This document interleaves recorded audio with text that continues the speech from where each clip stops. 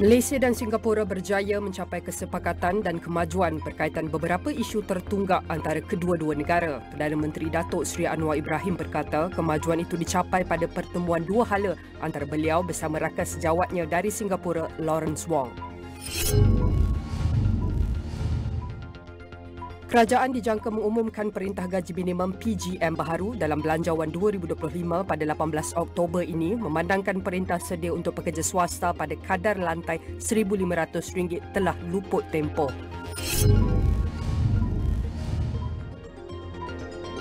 Mahkamah Persekutuan hari ini dijadual mendengar permohonan semakan hukuman mati bekas Chief Inspector Azila Hadri yang disabitkan dengan kesalahan membunuh wanita warga Mongolia Altantuya Sharibu.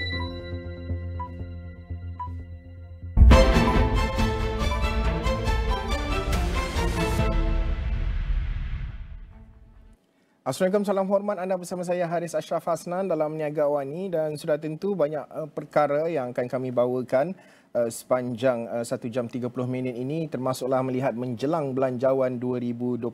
Tapi sebelum itu, kita nak bawakan sedikit berkenaan dengan perkembangan ringgit, di mana ringgit merupakan antara mata wang berprestasi terbaik di dunia.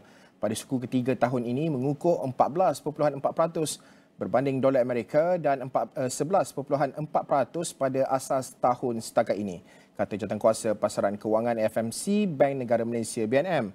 Prestasi mata wang tempatan itu didorong oleh pemotongan kadar dasar 50 mata asas Rizab Persekutuan Amerika Syarikat dan lebih jelas mengenai trajektori untuk pengurangan selanjutnya, kata FMC dalam ringkasan mesyuarat 1 Oktober 2024 yang dikeluarkan semalam.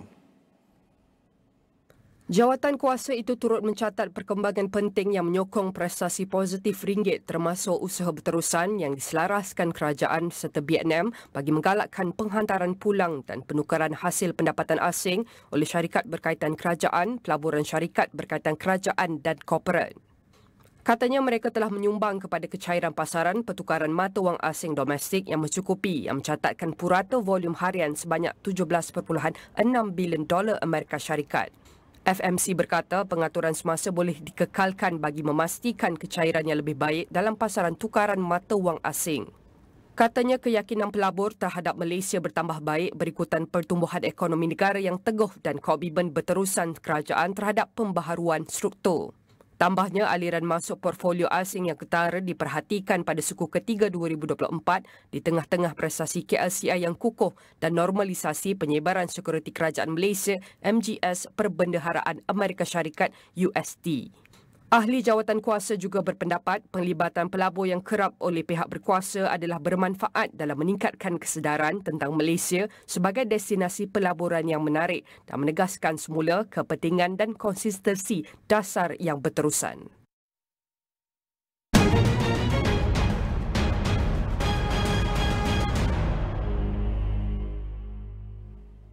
Kerajaan dijangka mengumumkan Perintah Gaji Minimum PGM baharu dalam Belanjawan 2025 pada 18 Oktober ini. Profesor Ajung, Pusat Pengajian Pembangunan Ungku Aziz Universiti Malaya, Profesor Emeritus Datuk Dr. Zakaria Rashid berkata, PGM sedia ada untuk pekerja swasta pada kadar lantai RM1,500 telah luput tempoh. Gaji minima yang ada sekarang ni 1,500 telah luput dari segi tempohnya, maka satu perintah baru akan dikemukakan oleh kerajaan. Saya rasa sekarang ini kerajaan sedang membincangkan tentang apakah kadar baru gaji minima untuk sektor swasta, dan saya rasa ia akan disentuh juga ataupun akan diumumkan di dalam belanjawan kali ini.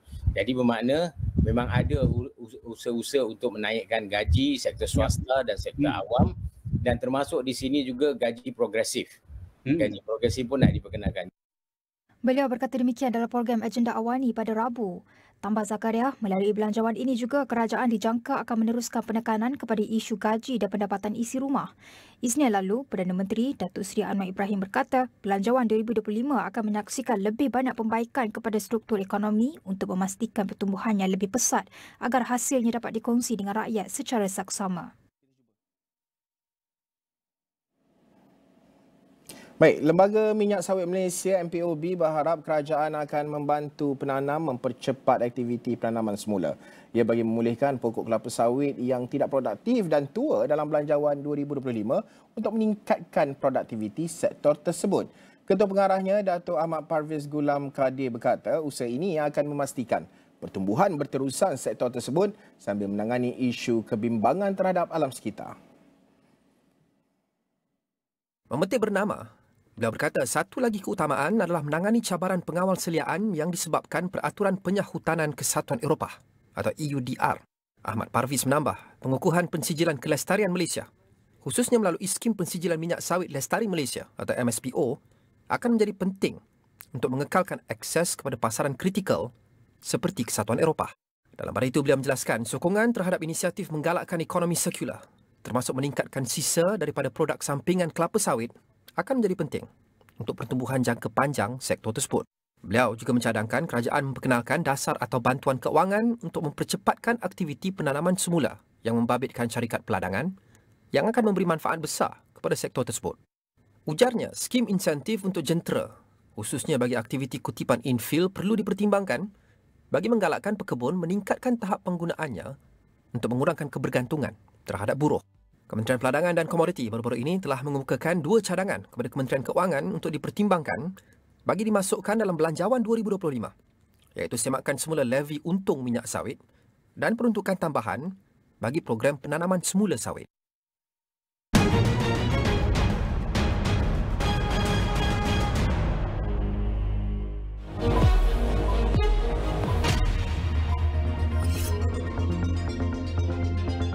Tropicana Corporation Berhad menerusi Tropicana First White Sdn Berhad memeterai perjanjian jual beli SPA dengan Komputeriti Teknologi Malaysia Sdn Berhad bagi penjualan tanah pegangan bebas seluas 15.59 hektar dengan pertimbangan tunai RM240 di Gelang Patah, Johor. Kumpulan itu dalam satu makluman kepada Bursa Malaysia berkata pembeli itu secara prinsipnya terlibat dengan penyediaan infrastruktur untuk pengehosan, perkhidmatan pemprosesan data dan aktiviti berkaitan. MMC Port Holdings Sdn Berhad sedang mempertimbangkan tawaran awam permulaan IPO di Kuala Lumpur yang boleh mengumpul sebanyak RM7 bilion bersamaan $1.6 bilion Amerika Syarikat, kata sumber terdekat dengan perkara itu, dan ia akan menjadikan yang terbesar di Malaysia dalam tempoh lebih 1 dekad.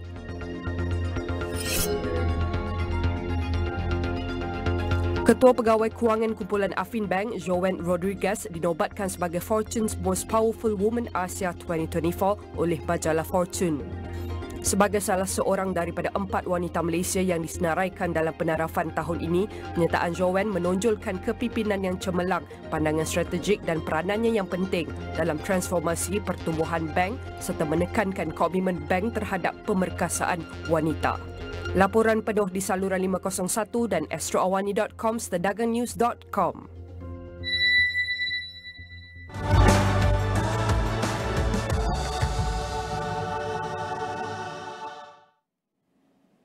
Malaysia dan Singapura berjaya mencapai kesepakatan dan kemajuan berkaitan beberapa isu tertunggak antara kedua-dua negara pada Rabu. Perdana Menteri Datuk Seri Ibrahim berkata kemajuan itu dicapai pada pertemuan dua hala antara beliau bersama rakan sejawatnya dari Singapura, Lawrence Wong. Pertemuan selama hampir 40 minit itu diadakan di luar sidang kemuncak ASEAN ke-44 dan ke-45 serta sidang kemuncak berkaitan di Laos. Anwar berkata beliau dan Lawrence berbincang beberapa perkara terkait kepentingan kedua-dua negara, terutama meneroka kaedah terbaik bagi menyelesaikan isu berbangkit secara berkesan dan sepantas mungkin. Pertemuan itu katanya mencapai beberapa kesepakatan dan kemajuan terkait beberapa isu tertunggak yang akan dibincangkan dengan lebih lanjut dalam sesi permukiman tahunan Malaysia-Singapura hujung tahun ini. Malaysia dan Singapura sebelum ini dilaporkan mempunyai beberapa isu tertunggak sejak sekian lama, antaranya berkaitan kawalan ruang udara, isu air dan sempadan maritim. Pada sebelah pagi, Perdana Menteri turut mengadakan pertemuan dua hala dengan Perdana Menteri Timor Leste, Zanana Gusmao. Antara yang dibincangkan kedua-dua pemimpin termasuk keanggotaan penuh Timor Leste dalam blok ASEAN yang diyakini mampu memperluas dan mengembangkan sektor ekonomi serantau. Timor Leste masih menunggu keputusan konsensus negara ASEAN untuk diterima sebagai anggota penuh blok serantau itu. Okey, baik. Pertemuan negara anggota ASEAN kali ini amat signifikan kerana dunia di persimpangan dilema dalam konteks geopolitik, perpecahan dan sikap pelindungan ekonomi. Dan panji ASEAN yang sentiasa neutral dan terbuka dalam berdagang harus dicatur dengan baik bagi mewujudkan sinergi kuasa tengah yang gah. Dan hari ini beberapa siri mesyuarat dan pada sidang kemuncak ASEAN dan negara bukan ASEAN juga akan berlangsung, dan rakan setugas Syaf Shukri bersedia langsung dari Laos. Mungkin Syaf boleh kongsikan apa perincian dan juga apa yang akan menjadi tumpuan sepanjang hari ini, Syaf?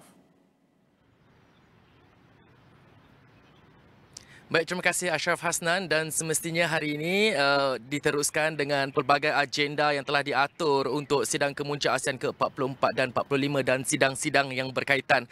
Dan pastinya telah saya kongsikan semalam juga antara yang menjadi perhatian hari ini pastinya sidang kemuncak ASEAN bersama China, sidang kemuncak ASEAN bersama Korea Selatan, sidang kemuncak ASEAN bersama Jepun, dan seterusnya akan diadakan pula sidang kemuncak ASEAN campur tiga yang melibatkan ketiga-tiga negara tersebut, antara China, Korea Selatan dan juga Jepun. Dan selain itu juga Asyraf, berlaku beberapa pertemuan yang telah disusun dalam agenda untuk Malaysia hari ini, khususnya Perdana Menteri Datuk Seri Anwar Ibrahim dijadual akan mengadakan pertemuan dua hala atau bilateral bersama dengan Perdana Menteri Kanada Justin Trudeau, dan beliau juga akan bertemu dengan Perdana Menteri Thailand. Saya percaya buat pertama kalinya selepas Petong Tan Sinawat menjawat jawatan tersebut. Dan seterusnya pada sebelah petang, Perdana Menteri dijadual akan mengadakan pertemuan dua hala dengan Setiausaha Negara Amerika Syarikat Antony Blinken, dan itu antara highlight of the day untuk hari ini.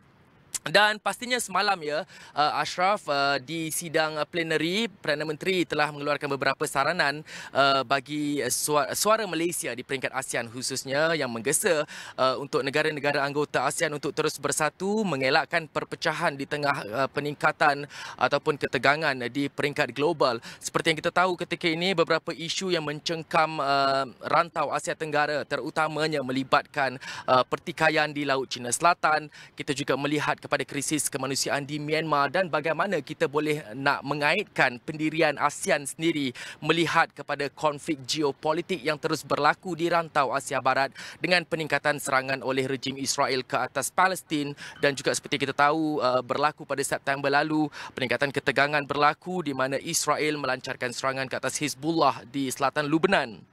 Dan pastinya hari ini agak signifikan kerana pertemuan negara-negara ASEAN bersama dengan negara-negara bukan ASEAN ataupun rakan dialog secara khususnya. Ingin saya tekankan di mana seperti saya sebutkan tadi, Perdana Menteri Malaysia akan mengadakan pertemuan bilateral dengan Justin Trudeau dan juga Antony Blinken. Namun di peringkat ASEAN sendiri, pemimpin-pemimpin blok ASEAN akan mengadakan pertemuan dengan Antony Blinken dalam satu sidang ASEAN dan juga Amerika Syarikat. Dan pastinya ia akan melihat kepada bagaimana ASEAN akan terus menyatakan pendirian, melihat kepada ketegangan konflik yang berlaku di seluruh dunia ketika ini, bagaimana saranan untuk mencapai matlamat pembangunan mampan itu mungkin antara yang akan disuarakan. Seterusnya melihat kepada apa pergerakan Amerika Syarikat ataupun apa visi dan misi Amerika Syarikat selepas ini. Kita tahu pada November ini akan berlaku perubahan tampuk pimpinan di White House, dan bagaimana visi pemimpin ataupun presiden yang baru sama ada Donald Trump atau Kamala Harits akan mampu, orang kata, akan mampu memberikan sinergi yang baik kepada blok ASEAN itu sendiri, Asyraf.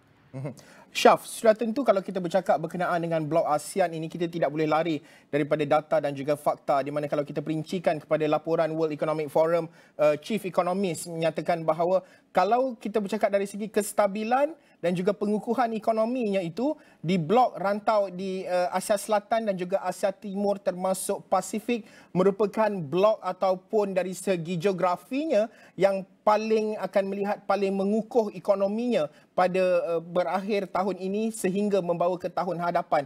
Bagaimana Syaf melihat bahawa topik-topik isu-isu berkait dengan ekonomi, isu-isu melibatkan perdagangan serantau dan juga nak memanfaatkan lebih 680 juta rakyat di seluruh rantau ASEAN ini dalam meletakkan posisi ASEAN yang lebih baik di peringkat global, Syaf?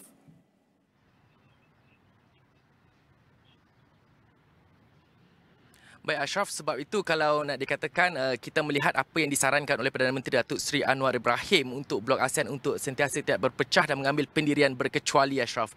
Kerana kita tahu sekiranya ASEAN mengambil pendirian untuk memihak kepada mana-mana blok ataupun mana-mana negara-negara tertentu, ianya mungkin akan menyebabkan satu orang kata kerugian kepada blok ini sendiri dan melihat kepada konflik ketegangan. Kalau kita lihat sejarah daripada konflik ketegangan yang berlaku ketika ini melibatkan pertikaian di Laut China Selatan, bagaimana negara ASEAN dan juga negara bukan ASEAN yang melibatkan China ketika ini, dan pastinya rundingan demi rundingan, dialog demi dialog diperlukan bagi memastikan isu ini tidak orang kata tidak akan mencengkam ataupun tidak akan membawa kerugian yang teruk kepada kedua-dua ASEAN dan juga China sendiri. Dan secara langsung juga ya, hubungan mengambil pendirian berkecuali dan tidak menyebelahi mana-mana pihak ini sememangnya satu orang kata cara ataupun kaedah yang terbaik, inisiatif terbaik dalam mendepani cabaran di peringkat global. Dan pastinya ASEAN, kalau kita tahu untuk hari ini beberapa pertemuan langsung, beberapa dokumen akan ditandatangani melihat kepada situasi-situasi terkini, melihat ataupun menilai kepada apa yang berlaku, risiko-risiko yang berlaku disebabkan ketidaktentuan geopolitik di peringkat global. Pastinya akan ada satu kata putus ataupun orang kata resolusi yang mungkin boleh dipersetujui oleh semua negara-negara anggota ASEAN untuk diguna pakai dalam memastikan pendirian ASEAN itu kekal, Asyraf. Bagi memastikan apa jua yang berlaku di peringkat global, apa saja ketegangan geopolitik di mana-mana bahagian di dunia ini tidak akan mengganggu rancangan perdagangan ataupun perdagangan dan juga perjalanan untuk menuju ke arah ekonomi keempat terbesar di peringkat global seperti yang telah direncanakan menjelang tahun 2030, Asyraf. Syaf, mungkin akhir sekali berbaki dalam 1 minit setengah ini. Bagaimana Syaf melihat bahawa isu-isu ketegangan terutama di peringkat ASEAN seperti Syaf katakan tadi melibatkan isu di Rakhine State Myanmar dan juga melibatkan 9-dash line tuntutan China dan sebagainya di Laut China Selatan. Bagaimana ini sebenarnya perlu diselesaikan pada ketika ini ataupun Malaysia bertanggungjawab besar sebagai pengerusi ASEAN tahun hadapan, berperanan besar dalam nak memastikan perkara-perkara yang boleh dikatakan remeh-temeh seperti ini perlu diselesaikan dengan segera, Syaf. Baik Asyraf, kita tahu tahun depan Malaysia akan menjadi pengerusi ASEAN dan pastinya tanggungjawab itu besar. Namun tidak boleh diserahkan 100% kepada satu negara untuk memikul tanggungjawab ataupun melihat kepada konflik yang telah berlaku selama beberapa tahun, kerana kita tahu apa yang berlaku di Myanmar. Ya, kita tidak memfokuskan kepada satu etnik semata-mata kerana apa yang berlaku di Myanmar ialah satu penindasan yang berlaku terhadap beberapa kumpulan etnik minoriti di sana. Jadi untuk bukan setakat di peringkat ASEAN, sebenarnya Malaysia sudah memainkan peranan yang cukup besar. Kalau kita lihat ketika Unggah kali ke-79 yang lepas, Malaysia menerusi Datuk Seri Mohamad Hassan, Menteri Luar, telah menggesa OIC ataupun Pertubuhan Kerjasama Islam dan juga ASEAN sendiri dan juga Pertubuhan Bangsa-Bangsa Bersatu PBB untuk mengambil langkah yang progresif dan proaktif bagi memastikan isu kekejaman ataupun isu serta konflik yang berlaku di Myanmar ini dapat dihentikan. Oleh itu saya percaya dalam pertemuan kali ini pemimpin-pemimpin ASEAN yang berkumpul serta pemimpin-pemimpin rakan dialog dari peringkat global seperti Kanada, India, China, Amerika Syarikat semua akan mampu mendatangkan atau memikirkan satu solusi yang berkesan, kerana sekiranya isu ini berpanjangan ianya akan memberikan kesan, kerana kita tahu kesan yang berlaku ketika ini bukan saja orang kata mengganggu kestabilan di negara Myanmar itu sendiri, kerana apa yang berlaku telah menyebabkan penduduk di negara Myanmar itu sendiri keluar dan mendapatkan perlindungan serta suaka politik di beberapa negara Asia Tenggara seperti di Malaysia dan Indonesia. Dan selain daripada itu juga seperti yang dinyatakan oleh Datuk Seri Mohamad Hassan, Menteri Luar, isu yang berlaku di Myanmar ini tidak boleh dilepas pandang oleh setiap peringkat, bukan saja di peringkat ASEAN namun di peringkat global secara keseluruhannya, kerana dengan apa yang direkodkan negara itu ketika ini, kalau dilihat daripada prestasi ataupun indeks jenayah melibatkan pemprosesan dadah, job scam dan juga beberapa perkara lain. Dan itu seterusnya, mungkin itu merupakan satu perspektif jenayah rentas sempadan juga, Asyraf, harus dilihat bagaimana kejadian-kejadian ini ataupun sekiranya satu resolusi yang kuat, yang kukuh tidak tidak diusahakan oleh negara-negara di peringkat global, semestinya perkara ini tidak akan dapat diselesaikan ketika ini ataupun resolusi-resolusi yang mungkin dipersetujui tidak akan dapat direalisasikan ketika ini ataupun baik ketika mana Malaysia menjadi pengerusi ASEAN tahun hadapan, Asyraf. Okey, baik. Terima kasih Syaf Syukri.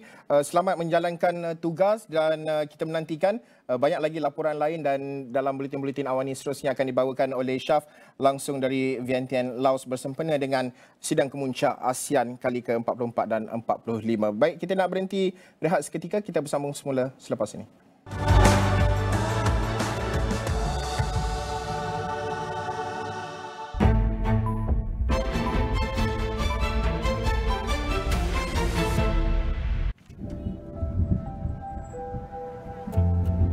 Bila kerja sendiri, semua kena buat sendiri.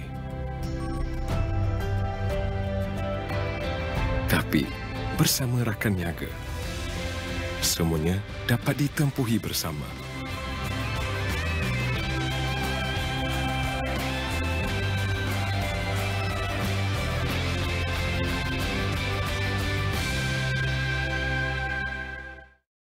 Akan sentiasa ada cabaran. Akan sentiasa ada keperitan. Tiada jalan mudah menuju kejayaan. Tandukan!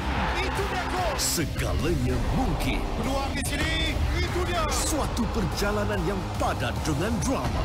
Satu lagi gol! Siapakah yang bakal mengunggulinya?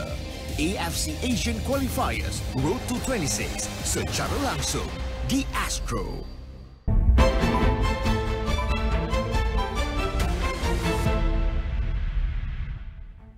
Welcome back to Niaga AWANI. Many research, especially from the Khazanah Research Institute KRI, has consistently found Malaysia's housing market to be seriously unaffordable, with the median house price to median household income ratio often exceeding 3.0.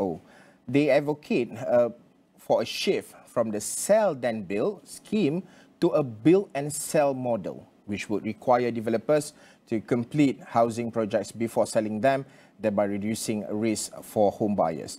Recent data highlights a significant disparity between the growth rates of house prices and household incomes in Malaysia. And from 2019 to 2022, house prices increased by 11.9%, while household incomes grew by 21.7%. Despite this improvement, the overall affordability remains a challenge, as the median house price to median household income ratio is still above the affordable threshold. And this ongoing disparity underscores the financial strain on Malaysian households, making it difficult for many to afford home ownership. And additionally, the household debt to the GDP ratio has risen over the years, with housing credit constituting the largest proportion of total household loans. And this trend underscores the financial burden of home ownership on Malaysian household. And with me on the line right now, Mr. Sulaiman Ahmadi Muhammad Saheh, Director Research at Rahim & Co Internationals in Sri Berhad, to discuss further on this. First of all, what are the underlying economic and also maybe socio-political factors driving the escalation of housing prices in Malaysia, and how disproportionately are these dynamics affecting different income groups, particularly the middle and lower income segments? Sulaiman. Good morning. Thank you very much for having us. On house prices, as we can appreciate, house prices have actually been growing consistently. There are fluctuations in it, but generally it has actually been one of the better asset classes in terms of wealth preservation. With that, what we actually have right now is house prices have actually grown to a point where affordability becomes a concern.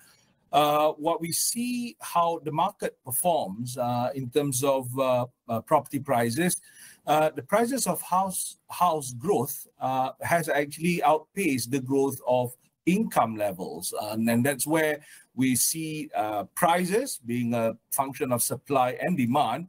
It's a two-prong. If you like, from the supply curve, there's some elements as well as demand curve, and supply is actually where the bureaucracy or the red tapes in coming up with new products or the efficiency of the market in coming up with the numbers of houses at the appropriate prices actually comes into play.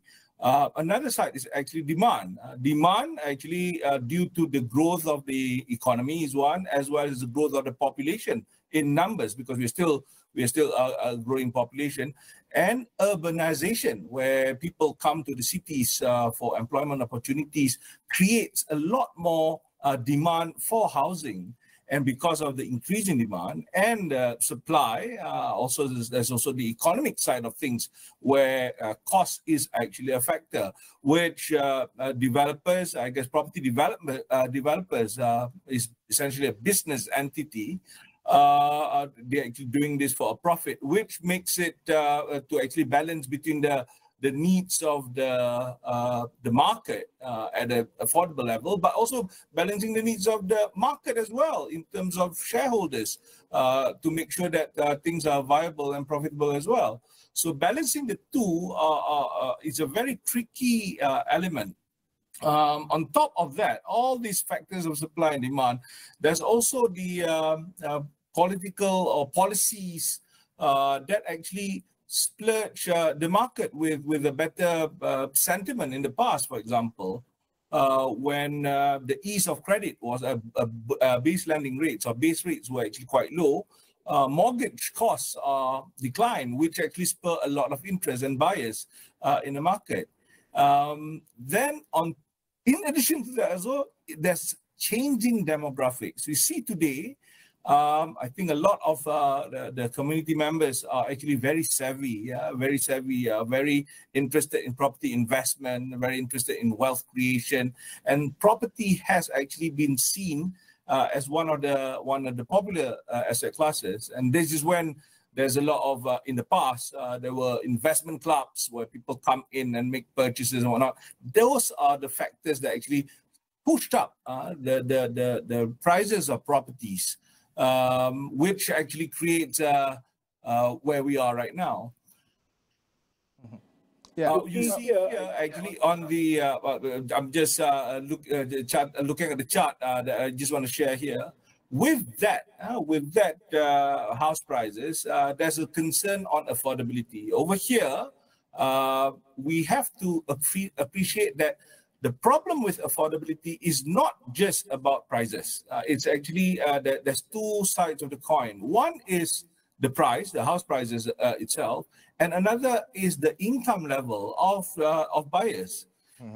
So if we look at the house prices right now, if we actually have a better income level, which is basically due to the lagging growth rate of income levels relative to house prices, that's where the affordability concern becomes more apparent. Yeah. Sulaiman, in what ways have government interventions in the housing sector evolved over the past decade, and maybe how effective are current policies in mitigating the growing housing affordability crisis? Are there gaps that need urgent addressing?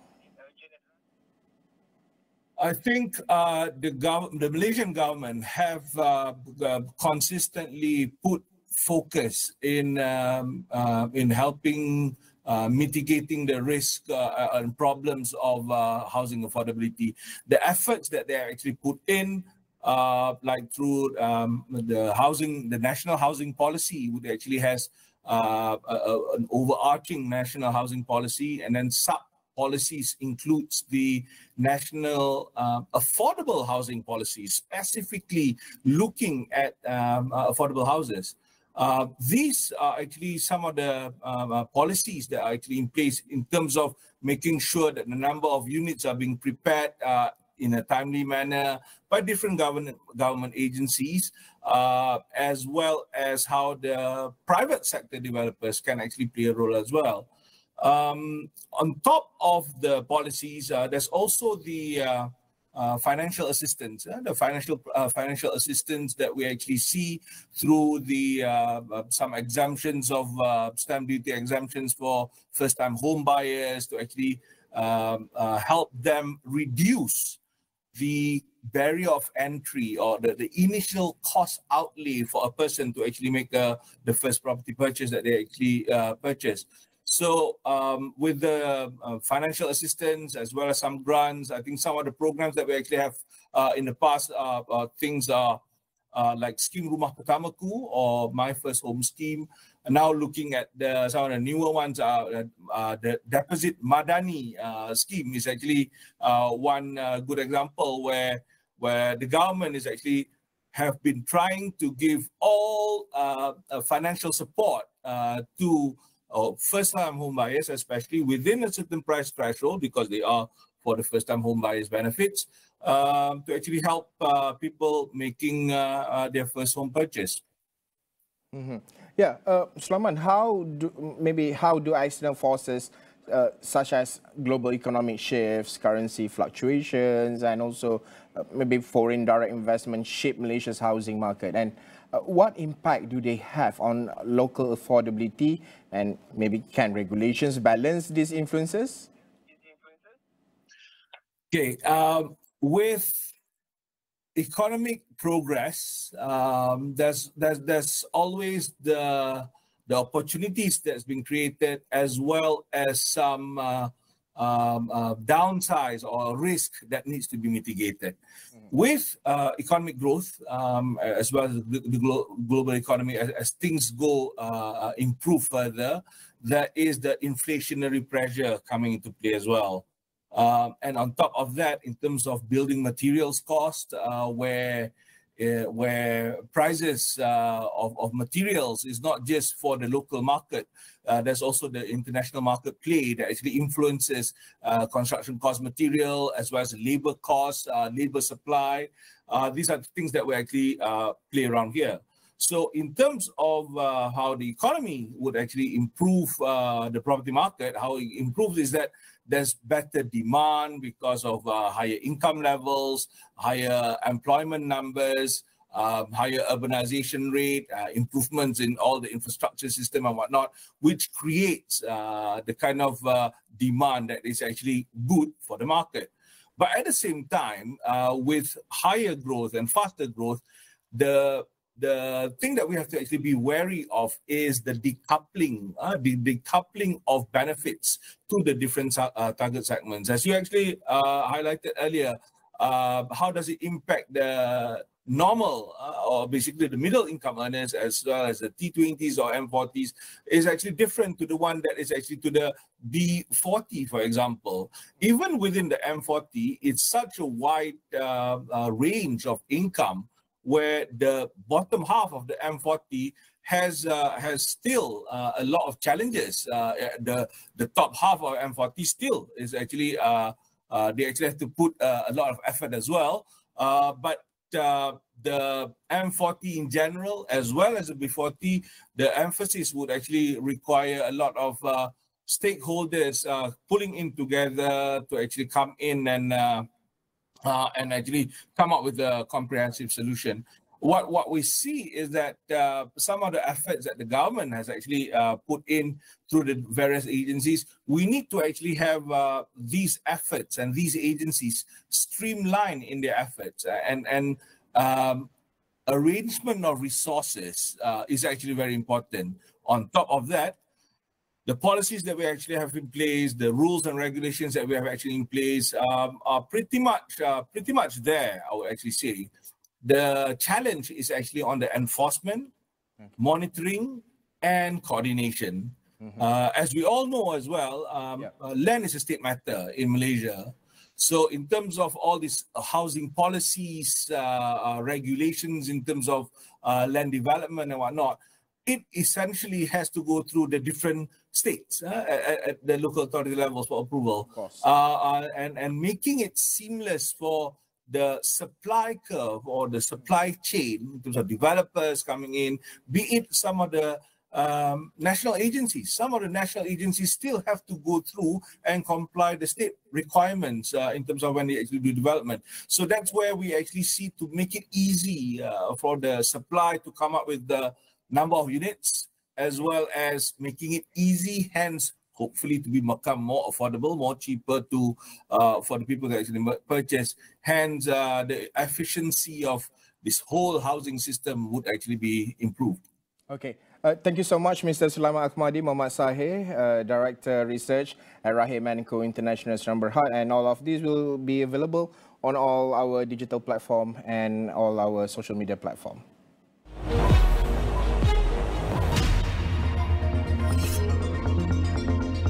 Leader Energy Group Berhad menerusi Leader Solar Energy 2 Sdn Bhd LSE 2 dengan kerjasama Plus X Energy Services Sdn Bhd akan membangunkan penggunaan sistem storan tenaga bateri BESS Natrium Sulfur NAS pertama negara.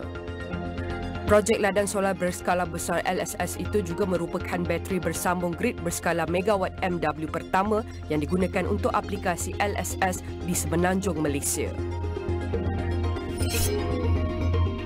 Public Investment Bank optimis terhadap prospek jangka panjang syarikat rumusan pembiayaan RCE Capital Berhad didorong oleh kenaikan gaji penjawat awam pada Disember tahun ini. Firma penyelidikan itu bagaimanapun menjangkakan penghutang pembiayaan RCE Capital hanya mula meningkat pada separuh kedua 2025 memandangkan pelanggan institusi kewangan bukan bank itu kebanyakannya terdiri daripada kaki tangan kerajaan. CIMB Securities Sdn Bhd percaya kenaikan nilai ambang levi keuntungan luar biasa WPL kepada sekitar RM4,500 bagi setiap tan akan memanfaatkan sektor peladangan menjelang belanjawan 2025 yang akan dibentangkan pada 18 Oktober 2024. Firma penyelidikan itu berkata kadar WPL semasa 3% terpakai kepada harga minyak sawit melebihi RM3,000 bagi satu tan di semenanjung Malaysia dan RM3,500 setiap tan di Sabah dan Sarawak. Laporan penuh di saluran 501 dan astroawani.com, cadangannews.com.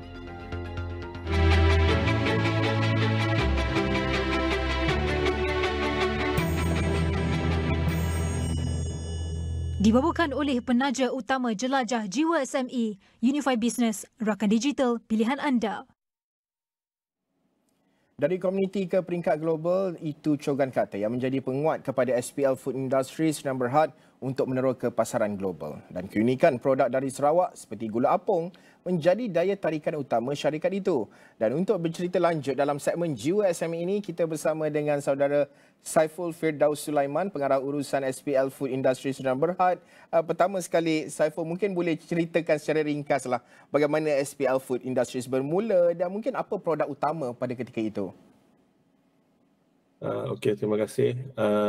SPL Food dia bermula dengan actually kami buat sambal pada mula ni. Itu adalah pada tahun 2014. Jadi saya ni jenis suka untuk buat R&D sendiri. Jadi bila saya buat R&D, saya memikirkan satu bahan yang terkenal di Sarawak adalah gula apung. Dan pada masa itu gula apung dibuat oleh orang-orang kampung dan dijual di tepi-tepi jalan, di pasar-pasar tani. Jadi bila saya mendapat idea tersebut untuk meningkatkan lagi kualiti produk tempatan ni untuk ke pasaran antarabangsa. Ya, Saiful mungkin boleh ceritakan, kita tahu gula apung ni dihasilkan dari nira pokok nipah dan memang tak asing lagi di Sarawak. Dan selalunya kalau kita lihat dia jual dalam bentuk pepejal, tapi saya nampak tadi dalam visual pun ada kongsi, ada yang dalam bentuk sirap dan ada yang sedia siap diminum dan pelbagai lagi. Mungkin boleh ceritakan berkenaan dengan lebih terperinci inovasi produk yang dilakukan itu. Okey, kalau gula apung yang kita tengok yang kampung-kampung buat kan, dia memang dalam bentuk semi pepejal lah, saya panggil paste. Jadi paste ni untuk pasaran tempatan, terutamanya di Sarawak, memang kami sedia maklum macam mana nak gunakan. Jadi bila saya mengikuti expo-expo di Semenanjung, di luar negara, kebanyakan yang datang ke booth kami akan tanya macam mana nak guna. Jadi bila benda tu kerap kali ditanya, saya fikirkan kalau saya buat gula apung itu menjadi sirap, ia lebih senang digunakan.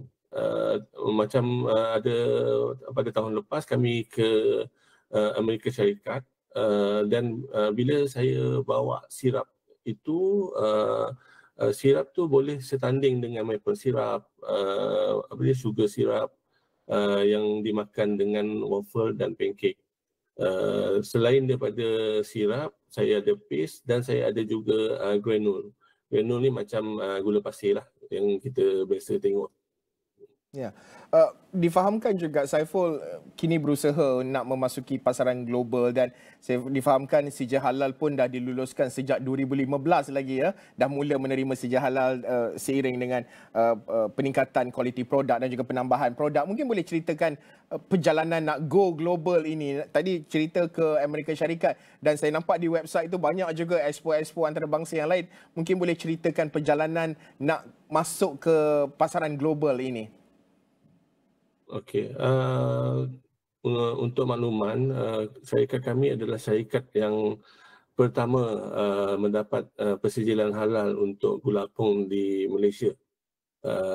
Sekarang ni kalau kita tengok player-player gula apung semakin meningkat di Sarawak, alhamdulillah.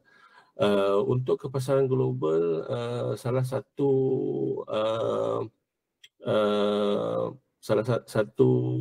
halangan adalah daripada segi spesifikasi setiap negara. Sebab setiap negara dia mempunyai spesifikasi dan undang-undang yang tersendiri.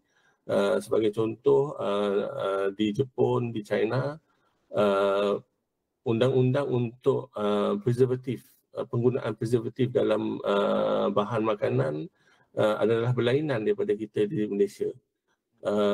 Itu adalah salah satu cabaran, tapi kami ambil cabaran tersebut dan akan mengolah kembali produk-produk yang kami ada sesuai dengan pasaran-pasaran yang kami ingin tembusi. Baru-baru ni bulan lepas saya baru saja ke Fooddex Kansai di Osaka. Dan di situ penerimaan gula apung terutamanya di kalangan orang-orang Jepun amat memerasakan. Habis saja mereka mencuba produk saya, dia akan tanya, dekat Jepun jual kat mana? Yang tu salah satu booster untuk saya lah, memberi semangat untuk cuba dan terus mencuba. Ya, Saiful mungkin boleh ceritakan juga kerana kita tahu produk gula apung ini banyaknya yang orang kata dalam orang kampung lah meniaga ya. Kalau nak dicerita di Sarawak itu buat secara kecil-kecilan dan sebagainya. Bagaimana perniagaan yang dimulakan oleh Saiful ini, adakah ianya juga boleh dikatakan satu bentuk perniagaan dalam kalangan komuniti, penglibatan mungkin warga Sarawak sendiri, mungkin belia-belia di Sarawak untuk bekerja bersama dalam nak memajukan perniagaan ini dan juga membawa jenama ini lebih jauh dan sekaligus meningkatkan pendapatan komuniti. Saiful. Okey, saya ceritakan macam mana dia bermula. Dia bermula actually pada tahun 2018. 2018 saya suka-suka buat R&D sebenarnya untuk sirap gula apung. Jadi pada masa itu saya buat sirap dan saya juga membuat jam gula apung. Jadi 2019-2020 seperti kita tahu, kita dilanda COVID, PKP semua. Jadi perniagaan saya waktu itu iaitu membuat sambal jatuh teruk. Jadi pada masa itu saya berfikir mungkin kita boleh cuba fokus pada gula apung. Jadi saya menjual jam gula apung tu through Shopee, online platform.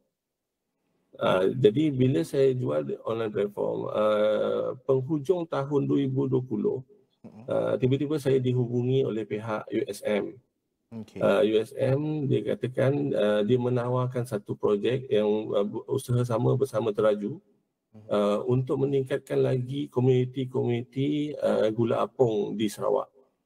Jadi disebabkan itu alhamdulillah projek itu berjalan lancar dan kami memang banyak engage dengan komuniti-komuniti gula apung di seluruh Sarawak.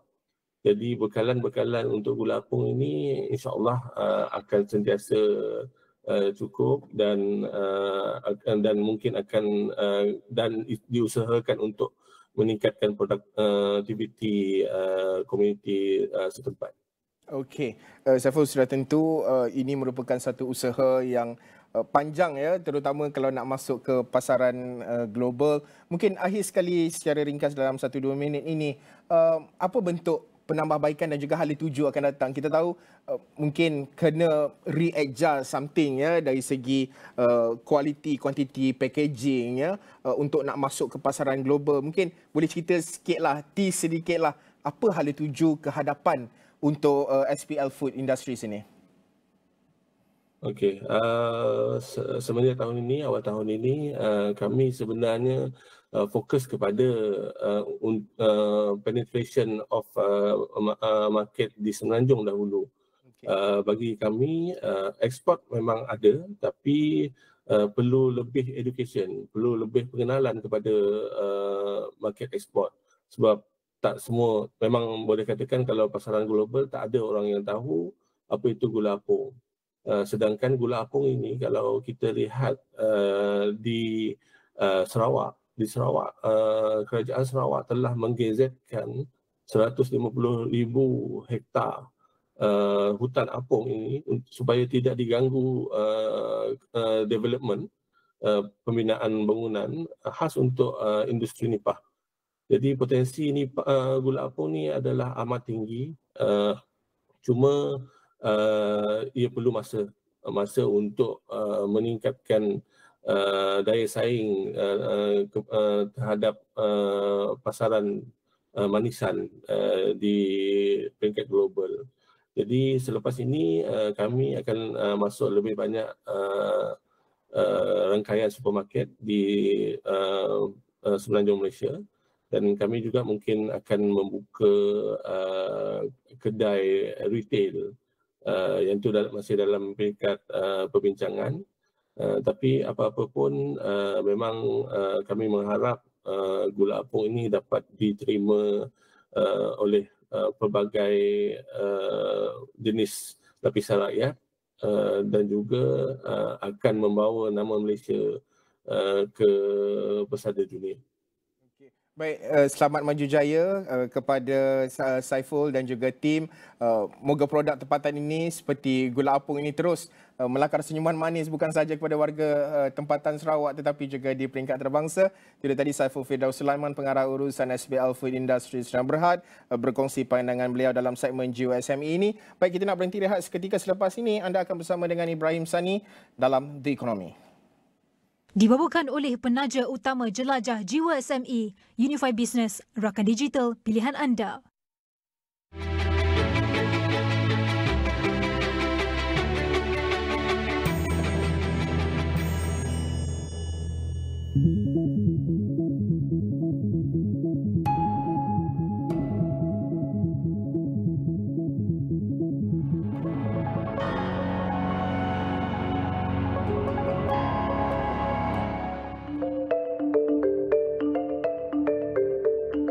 The single most important thing we need today is people who emit carbon need to get charged for it, irrespective of where they are and what they're doing.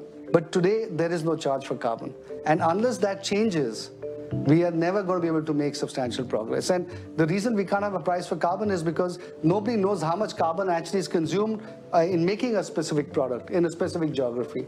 And getting that information is going to take years and years and years of effort. And today there is no global body that is even thinking about doing something like that.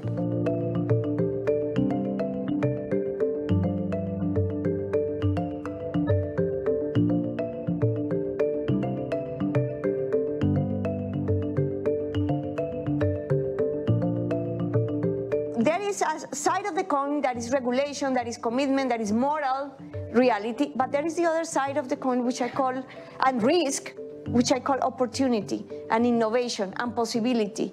And how do we create that? I think is to look again at the local level and mobilize whole of government, whole of society in reality, in the material reality, not in the abstract reality of declarations that we do at COPs, not in the abstract reality of the markets, not in the abstract reality of the finance system, in the material and concrete reality. And I think we can make a very material change, a very real change.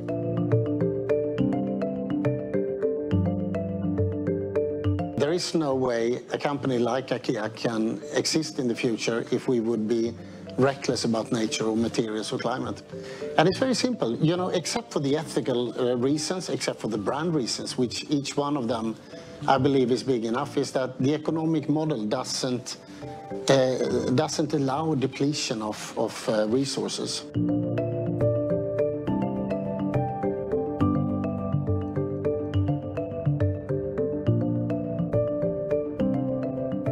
Interactions that are there between land degradation and our own health, the interactions that are there between land degradation and migration, forced migration, the interactions that are there between land degradation and conflicts, when people fight for access to fertile land and water all over the world, then it becomes much more complex as it is. So it requires diplomacy, it requires political engagement, it requires policies at the national and at the regional level, and it requires that farmers, women's group, youth, indigenous peoples all come together with governments to actually discuss these issues that are critically important.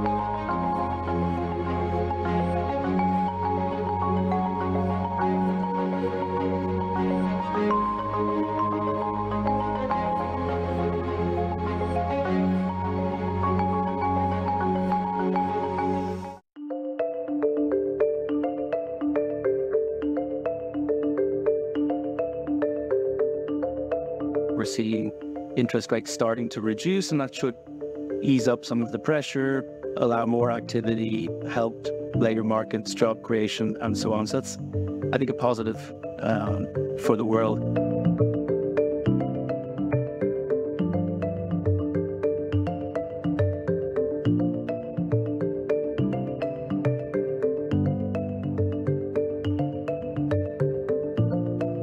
The cautious bit remains, though. It's still a very volatile situation. It's hard to overstate the amount of volatility, the amount of uncertainty, the amount of difficulty that everyone has been facing, particularly since COVID, but even going back years before that. It's difficult to say we're out of the woods. We'll always have that element of caution, I think, but there are some encouraging signs. There are 3.3 billion people who are living in countries that spend as much on debt servicing as on health or education. So it's really seeing quite direct impact on core areas of societal function.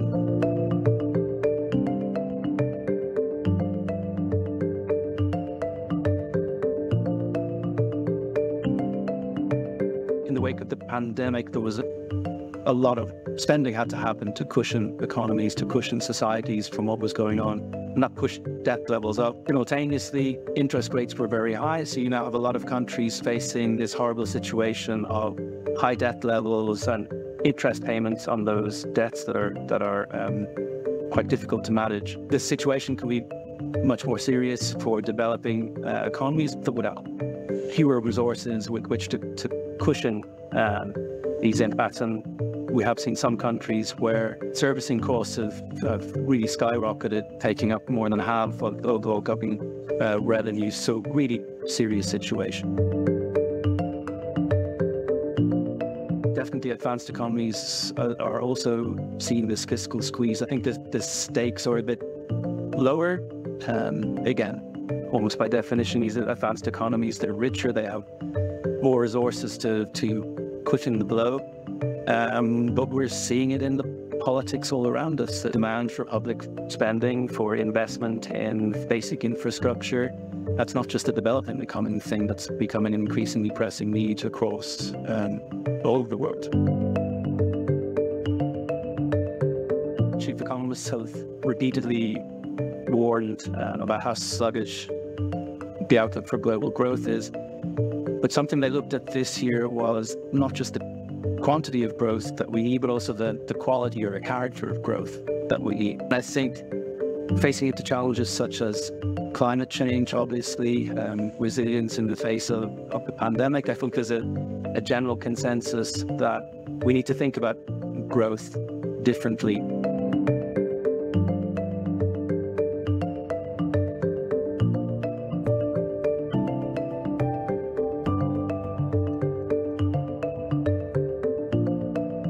The latest edition of the Chief Economist's Outlook is drawing attention to is the need for a wider sense of economic policy that includes GDP growth because it remains really important, but also the other policy goals such as equality or sustainability or resilience. These things are equally important, and it's a real challenge for policymakers.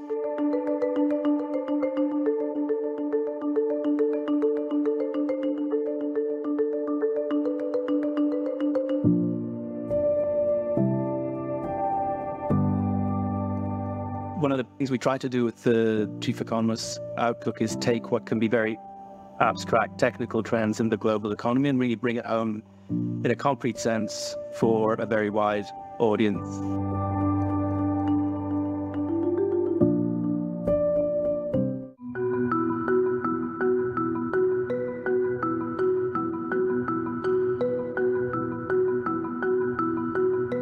If we continue as we are, the path we're following today, we're likely to breach the 7th boundary within the next few years. So this is really not only dire information in terms of the resilience of the whole Earth system being at risk, it is very worrying that we continue to move in the wrong direction. We haven't started to really bend the curves on any of these boundaries yet.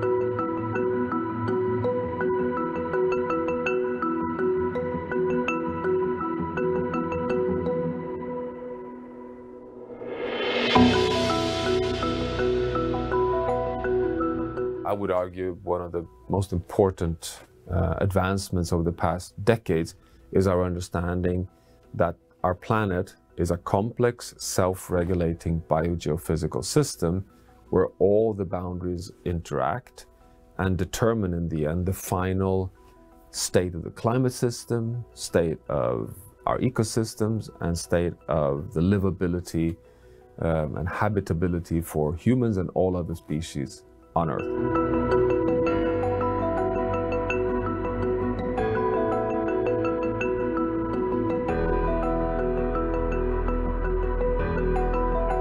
Even if we phase out oil, coal and gas and successfully carry out the energy transition towards a fossil fuel-free world economy by 2050, which would be exactly along the line that science advises us to follow, you would still crash through the 1.5 degrees Celsius boundary if we do not come into the safe space on biodiversity, because the biodiversity holds the resilience of the entire living biosphere, both in the ocean and on land.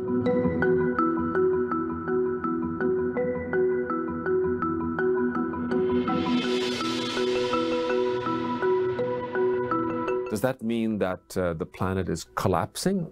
No, it means that the planet is at high risk of causing irreversible changes in the functioning of the ocean system, of the ice sheet systems, of big biomes like the Amazon rainforest, which can cause permanent drift away from the basis upon which we all, or the stability of the Earth system upon which we all depend on.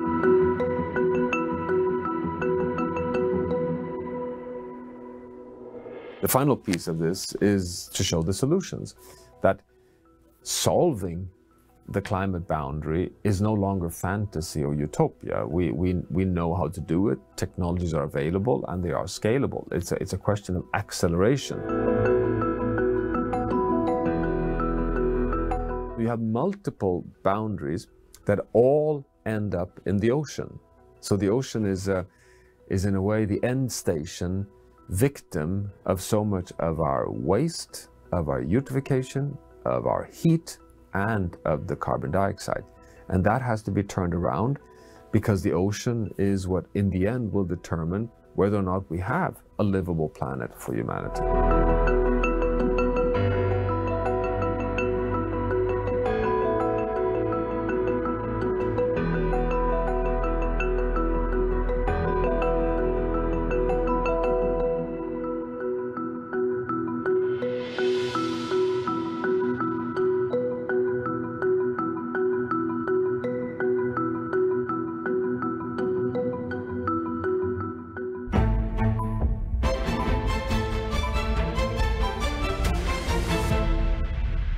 Apa signifikan dengan pengumuman ataupun berita yang keluar dari media China ini berkaitan dengan hasrat Malaysia untuk menyertai gabungan BRICS? Kita mau dapat lebih banyak umpamanya pelaburan daripada negara China. Kalau melihat kepada Akta Kanak-Kanak 2001, adakah kita terlalu lambat untuk melihat proses untuk meminda akta sedia ada? Kita perlu ada penyelarasan.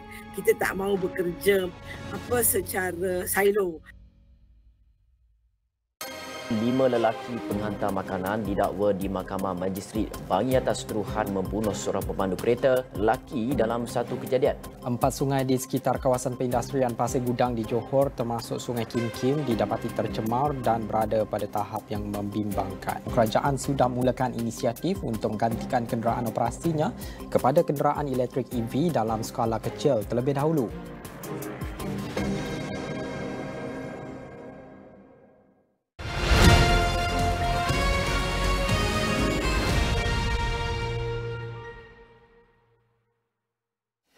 Thanks for continuing on with us. This is The Economy with me, Ibrahim Sani. Yes, you're not seeing a double image. It's not a mirage. I am who I am, and I'm back on the TV show. And of course, the reason is because there's a lot to be unpacked when it comes to the economy. So this show basically looks at some of the pertinent issues when it comes to the macro economy at large, but of course, the domestic level economy as well. Some of the ideas that we need to explore in the next few weeks is, of course, Budget 2025. That's going to be presented by the Prime Minister in about 2 weeks from now. And of course, we want to explore some of the wish list that comes from the budget, but more importantly, the performance of Budget 2024 It's been 10 months in the process, so we want to learn what we have what we have done well, what we have done not so well, and what to expect in the future. Joining me in the studio, of course, is a good friend of the show, So LANGSUNG, the head of tax of KPMG in Malaysia. So thank you very much for accepting the offer of being the first sacrificial lamb, I suppose, to come on the show. But it does feel good to be back, back on TV and start asking the questions again instead of being, being attacked and being asked myself questions. But Budget 2025 is bearing down upon us. What would be some of your core, I guess, remarks when it comes to Budget 2025? Perhaps a little bit of comparing and contrasting of this year's budget as well. Sure. Thank you, Ibrahim, for having me here. When we look at budget this year, when we look at the theme for the budget 2025 is Ekonomi Madani, Negara Makmur, Rakyat Sejahtera. So if you look at that, of course, what I would like to comment here is by comparing 2024 budget and 2025, we anticipate that the government will broaden their tax base. But strengthening 2024 initiative is very important. One of the initiatives that has been announced was e-invoicing. As we know, 1st August has passed. And based on what we can see from the public information, phase 1 for the e-invoicing has successfully passed the test. And the number of validated invoices, if I recall, based on what the IRB has announced, already surpassed 35 million. So that part, I will comment that the government has done well. Obviously, I cannot deny there will be some kind of hinges here and there, but I think this is a journey. But interestingly is to see phase 2 and phase 3. How is the government going to take care of this group of taxpayers, where primarily we are looking at the SMEs and the small, really micro, small, medium enterprise. So that will be interesting. There's also that element of this budget has to be comprehensive to address some of the constituents in Sabah, Sarawak, in the rural villages, because let's not kid ourselves. A budget is a political tool as well. Do you think that there's going to be much more considerations in terms of how the budget is going to affect the small folk, especially from the not so traditional voter base areas?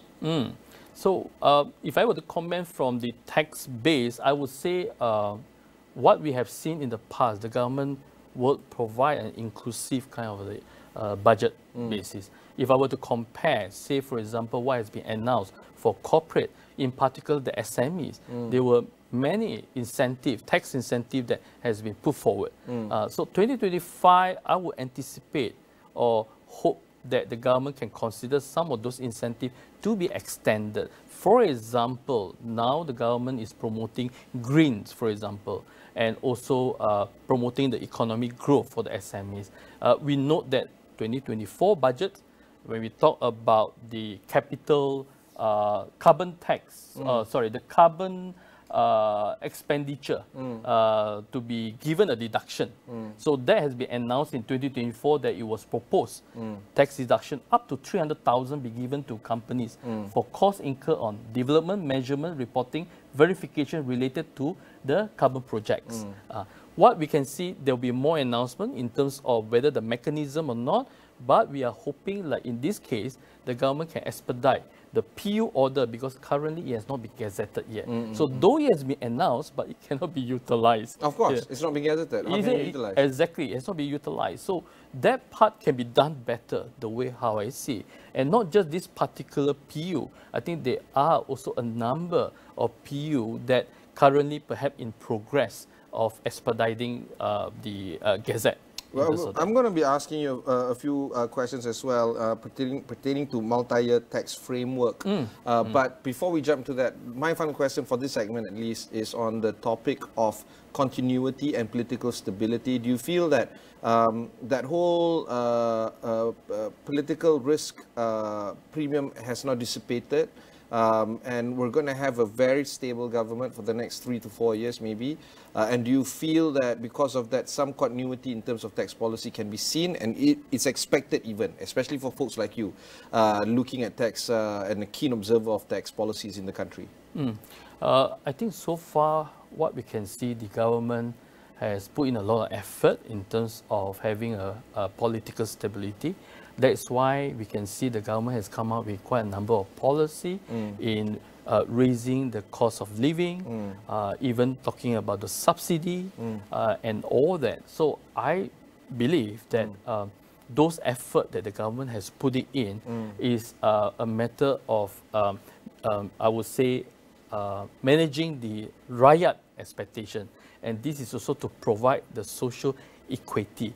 So for my input, when we talk about that perspective, I hope that the government will look at, in terms of the income tax individual brackets, there were also discussion to talk about whether is there a need to do a comprehensive study where current definition of B40, M40 and T20 need to be redefined. Because if you look at our tax base currently, it's based on individual income base rather than the household base. So there is something that can be studied further to see how can we improvise it, for the rakyat, in terms of that. That's one aspect. In terms of the SMEs, probably we could see the kind of concessionary tax rate to increase the growth of the SME.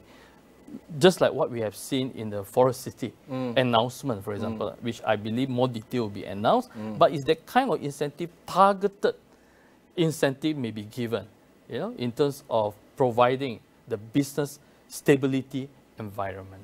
All right. We'll take a short break. When we come back, we'll discuss a little bit more with KPMG on tax.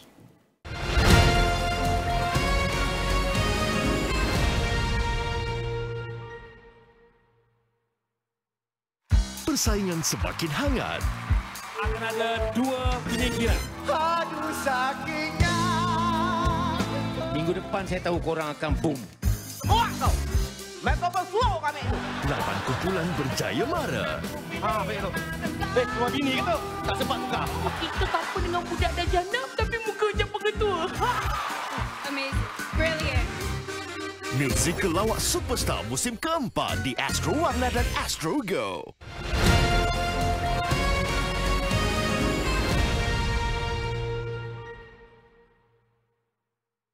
Thanks for staying on with us. I have with me Solian Seng, the head of tax of KPMG in Malaysia. Let's talk a little bit more about the idea of multi-year tax framework. So, sure. Thanks for that question. When we look at the theme for our budget, economy madani, so we know that for the past 2-3 years, there is this priorities that the government have put in. Question is, how do we then accelerate this economy madani? So probably to go in line with this concept, what is important is the investment that we must give the priority to investors. Not just a priority, but the comfort and also certainty to this investor. So the concept of multi-year tax framework basically is to provide a clear policy that set out and express what the government intend to do for the next 2-3 years perhaps. So unlike now, for example, when we look at the current budget, it is more on the yearly basis. So if we have that clear policy on the objective, even on the objective and the reforms that perhaps the government intend to do, and also the tax administration and compliance, and also the incentive and exemption, then all that can provide some of certainty and be a country that can stand out compared to other countries in this region. So that's a brief concept. Okay, but this, while you're basically the notion here, or the spirit here, is looking for a clear tax policy and a continuity. A 3-year plan would be suitable. It also fits in with the government mandate, I suppose, before the general election. But some of these rates can be fixed for a number of years. But doesn't that provide, doesn't that block the government from being a little bit more nimble in terms of how they can manage tax rates and tax-based policies to a point where they are a little bit more attuned to the pains and the cost of living impact on the government? I'll give you a little bit more illustration. The subsidy, the diesel removal, for instance, have resulted in higher cost of transportation and logistics. It does create an environment where it does create a higher cost of living. And then, of course, that RON 95 subsidy rationalization, is it going to happen? Is it not going to happen? When is it going to happen? Those kind of arguments. And then, of course, that whole impact on M40, or however we redefine the middle class of Malaysia. And then, of course, with the higher cost of living, we have thinner wages, thinner disposable income. Then the government doesn't have that kind of room to create that tax exposure and tax mechanism to help or ease cost of living. For instance, if you are taxed at a 26% bracket or 20% bracket, can you get a holiday, a tax holiday for, let's say, 3 years? If we have that consistent tax policy, doesn't that provide a fixed kind of environment, and that does not provide that nimbleness? Well, I beg to differ from that perspective. When we have this framework, it actually provides more clarity in terms of the objective you want to achieve. But this objective doesn't mean that it's so rigid that you can't actually have any revision. The word I'm looking for was rigid. Thank you, so. So it should not be so rigid in that sense. But at least from the investor's point of view, if you think about it, if I'm able to give a journey of 3 years, that what I intend to do, that at least provides certainty from the investor point of view. But for whatever reason, say, when come to the end of the second year or beginning of the third year, there may be circumstances coming from the factor of the external factor of the global, for example, that require us to revisit. I'm sure on that score, investor would definitely understand why is there a need to tweet. So this platform, or rather framework, is just to provide an avenue for investor when they need to invest by comparing us with other countries. Speaking of investors, capital gains tax. Much has been talked about it. There's not so much progress when it comes to advancing CGT. What's your thoughts on this? Thanks for that question. I think this CGT is one good example where currently, when you look at one of the conditions, they're talking about the substance capital gains tax, which currently only provide for 3 years. So to provide certainty to investor, obviously, one ideal suggestion here is to convert the 3 years exemption into permanent feature, so that when investors come, when they invest in this country, it's not for 3 years, it's for long term. So by take out the exemption of 3 years to permanent feature, just imagine, investor would know what and how to calculate their returns of investment in that sense. That would actually encourage more investors to choose us. I mean, this is one example, to choose us as one of the investment hub. But beside that, of course, if you look at other countries for that reason, the scope for CGT can always be expanded. Of course, I am not suggesting the government to execute now, for example, to include the individuals. But if by comparing of other countries, it's a matter of time, the scope will have to revisit. The classic argument against CGT is that you are not creating a robust environment for investors to come in. Retail investors, for instance, Speed 99, for instance, wouldn't see a 40% jump if you have CGT, I suppose. I don't know, right? These are all theories. Is that going to happen? Well, in one aspect, like what you say, we do not know the facts and all that. But if from the investor's eyes, I would say with the certainty, then obviously that can help the situation. Let's talk about opportunity cost. What happens if the government doesn't look at a multi-year tax framework? What's the? Okay, it doesn't look at a multi-year tax framework, which is currently what we are facing. We'll go on the year-by-year basis. And with the year-by-year, there are a lot of areas for improvement. I think the time I have quoted about the PU order that is not gazetted. So if you reflect on the year-by-year from that perspective, while year one, the intention of the government is to promote, say, green. Like in this case, the time I quoted about carbon tax. But by the gazette order not out, how are we going to execute it? So, but at least say, for example, it's just an idea on the multi-year tax framework, you know you have a framework to meet. When you need to introduce so-called A, when should the gazette or the law comes in? And this got to work hand in hand together for effectiveness. perspective. Okay, Yeah. I hear you. I see that point, but there's also other things that we need to talk about. We don't have much time left. Sure. But some of the items that we need to talk about include high value goods tax. We can also talk about property tax when you say sell the property. There's also that element of if I'm not mistaken, the last time we spoke of small value goods, you know, and the big hoo-ha about it, we're trying to protect the local manufacturers, something like that. Do you think that these bits and pieces, these bibs and bobs, actually does advance the widening of the tax bracket, or tax base, pardon me? And of course, that's one idea. Another idea is, isn't the rich being taxed enough? Already we are asked to pay we are asked to pay a lot more at the petrol pump. We are asked to pay more for our education. We are asked to pay more for, you know, goods and luxury goods. All in all, if the B40 can't spend, and then you're reducing the public expenditure, and then of course the rich are now unable to spend, you're reducing the public expenditure. Where's the growth going to come then?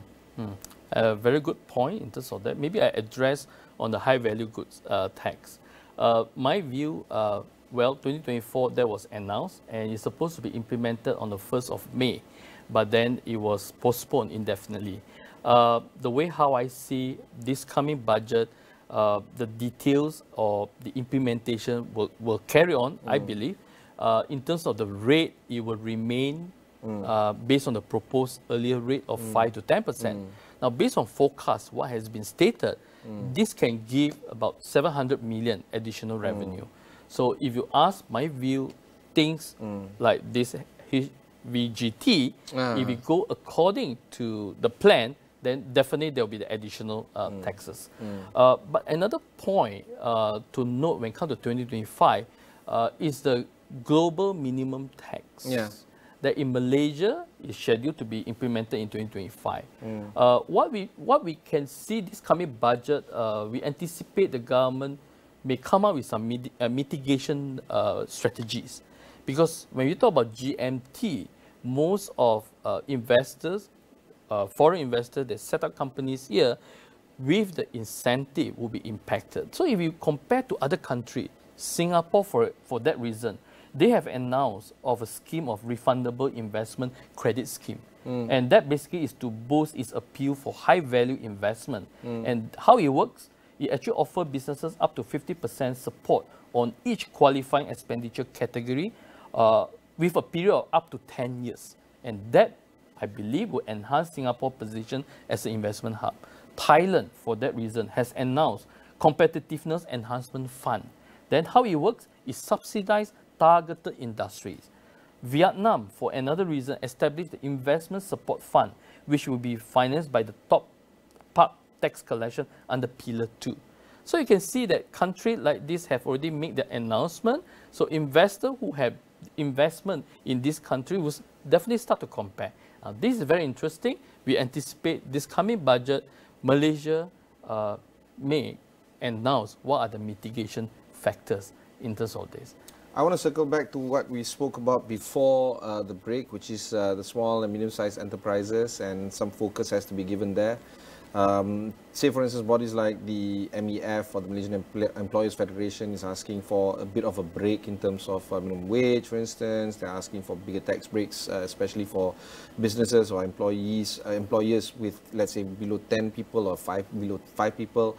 I mean, there's a lot of wish lists coming in from MEF. Sure. I mean, you know, they won't. If there's one thing that they're good at, is coming up with wish lists.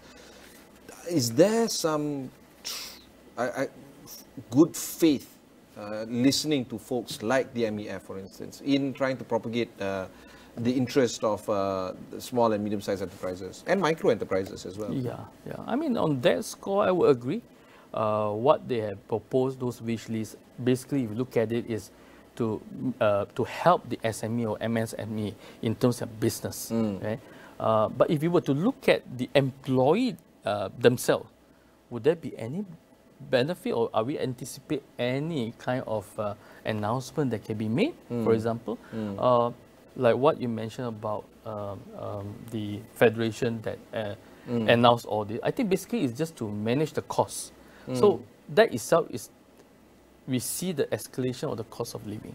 Yeah. Right? Yeah. So we hope that the government will consider from that aspect to manage that cost of living, to revisit the personal relief of 9,000 currently that we have, to increase that. Another example is the, what do you call that? The 6,000 relief for the OKU. That has not been revisited since 2005. Oh, really? Yeah. Okay. Yeah. So this too is to manage the relevant group of individuals. I suppose it's a good time in view of the rising of costs to revisit such a review. When you talk about income tax bracket, well, that has been revisited last year. So that if But ever they reliefs want, reliefs. yeah, but I think it's more on the relief that government child relief. can consider. I want to have, a bigger quantum for child Yeah, relief. why not? It's not, it's cheap. Exactly. It's not cheap. Yes, that is totally true. So that would address some of this point, And then, in of course, terms as the country ages, sorry, I'm just still on the point of child. My daughter has just entered university, so I'm not feeling the pain of it. As Malaysia ages and becomes an aging country, there's a lot of impact towards taking care of the elderly. There's also a lot of impact in taking care of children who are now entering university. There's a big bulge. When you look at the population pyramid, it's a bulge, it's a diamond already. It's no longer a triangle, an isosceles triangle. So, yeah, there's a lot of impact on the sandwich economy, where, folks like you and me are supporting one generation up, if not two generations up, and one generation down or two generations down. It's tough. Yep. I think I would agree with that. So, of course, to encourage that, if you come from the tax perspective, maybe some kind of relief, or when we talk about old folks, maybe to increase that relief for medical, for example. But you talk about students that study in university, yes, I will welcome the idea of increasing the child relief, especially for the university student. Yep.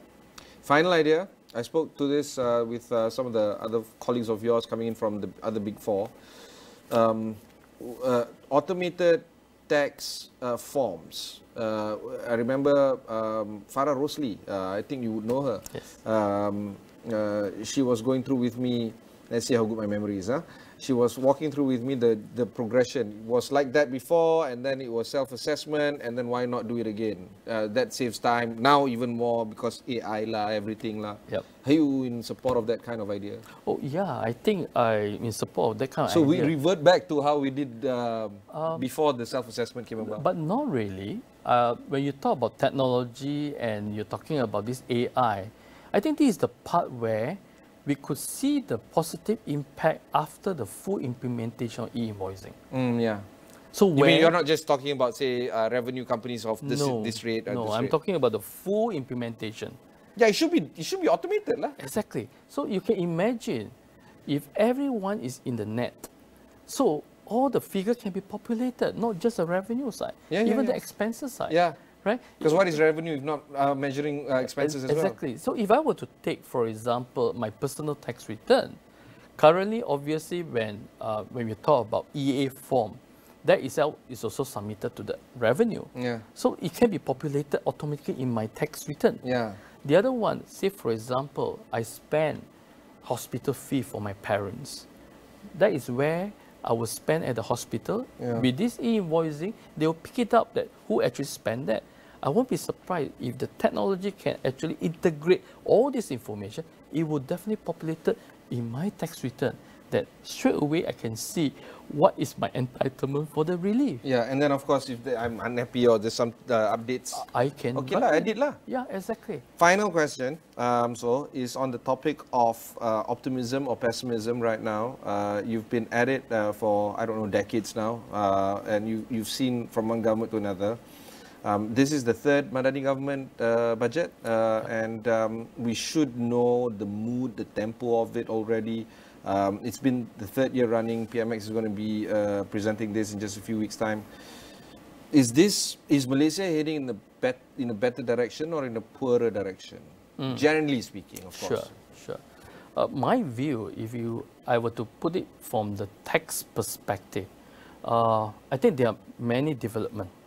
When we start to compare 2024, you have the e-invoicing, you have the CGT, even now with the Pillar 2 coming, and I won't be surprised depending on the timing, whether the reintroduction of the GST, they're coming in. These are all tax reform. These are all tax reform and initiative. If only this can be implemented well, utilization of some of this law, my view, we are moving towards the right direction. So execution risk. Yes. Okay, so same. Same. I remember you saying something along the lines of execution. You can't run away from that. It's all recorded now. Anyway, I would like to speak more about this, maybe get some early comments from you again after the budget is being announced. But for now, that was So Lian Seng, the head of tax at KPMG in Malaysia. It's been a particularly breathtaking moment here.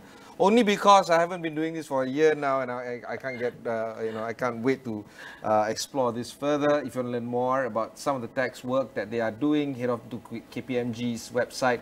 Also, So is a pretty prominent person that talks about a bunch of things, including in this week's The Edge. So do check that out, where he and many other of his compatriots are discussing some of the tax elements regarding budget 2025. For now, my name is Ibrahim Sani. Catch us on astroawani.com.